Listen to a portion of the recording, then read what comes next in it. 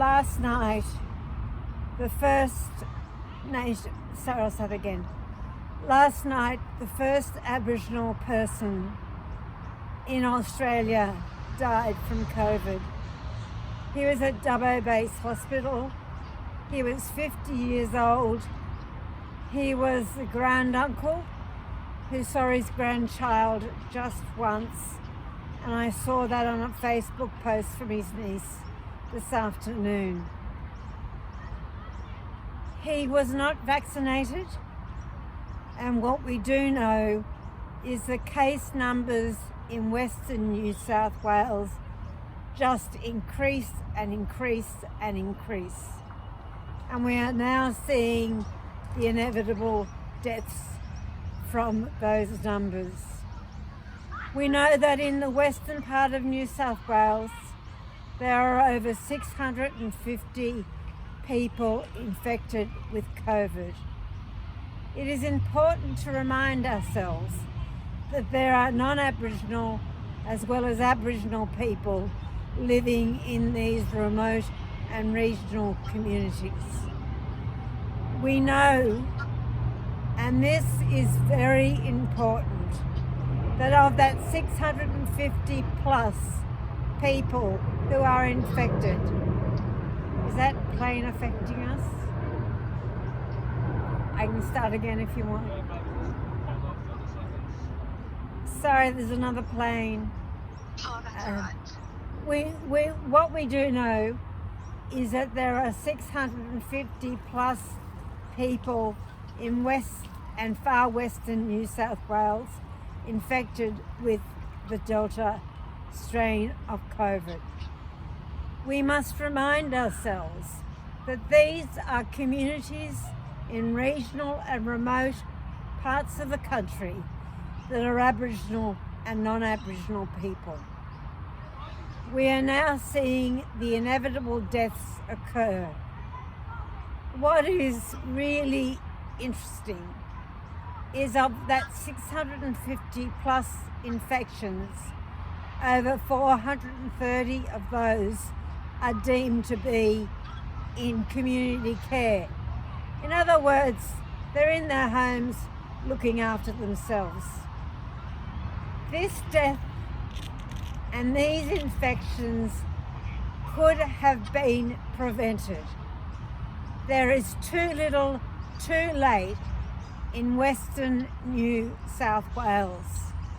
We know that the federal government was warned back in March 2020 that this was going to be the outcome if they did not step in. March 2020. That is over 12 months ago. The death of Mr. Dunn, just 50 years old, in Dubbo Base Hospital, I am terribly afraid will be the first death of many. I'm not trying to be alarmist. I'm trying to be realistic. There is no real isolation places out there. There is still an unknown capacity of hospitals to be able to cope.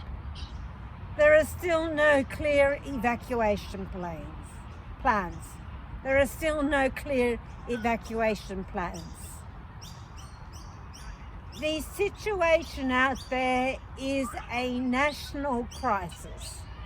And I finish up by saying that 2 weeks ago, Labor called for the government to produce vaccination rates in the west and far west of New South Wales and vaccine availability. There has been radio silence on those two constructive suggestions. Over to you, Sarah. And Linda, we know that many Aboriginal people have been eligible for the vaccine for months. Do you think that this death was preventable, and what do you think will need to, are you worried about further deaths in the coming days and weeks? I am extremely worried about West and far western New South Wales. I am extremely worried that the death of Mr. Dunn is the first of many deaths. These infections, this spread into these vulnerable communities could have been avoided had there been proper planning and foresight by the federal government.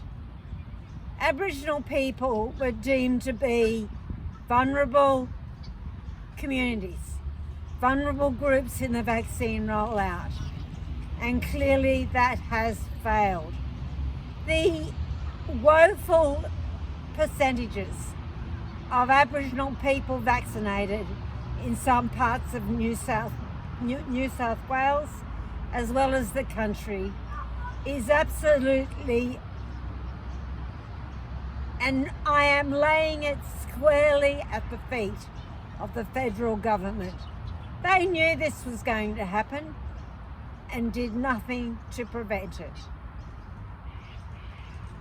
I think this is, the worst of everyone's fears. Just how alarming is it that these warnings have been sounded for months and months, and yet Mr. Dunn has still been failed in this way?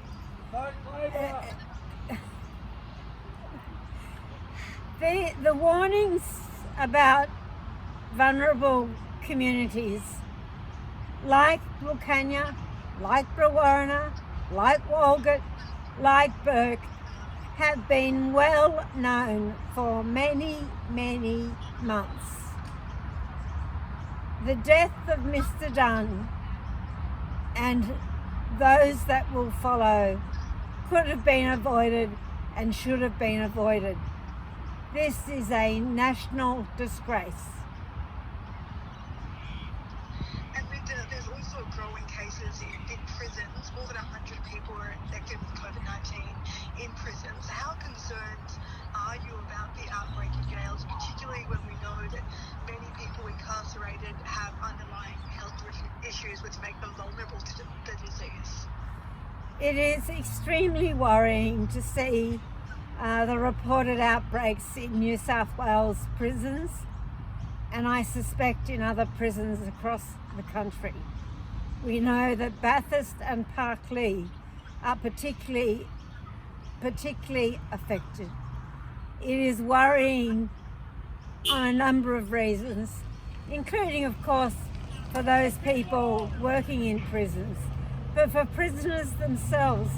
And we know that a very large percentage of the prison population is Aboriginal, and we also know that a large percentage of the prison population have underlying health conditions. It is extremely worrying. I think those are the only Thanks, mate. Cameron. Thank you. I think Sarah actually asked all the questions I was going to ask, so I think that's me done. Wonderful.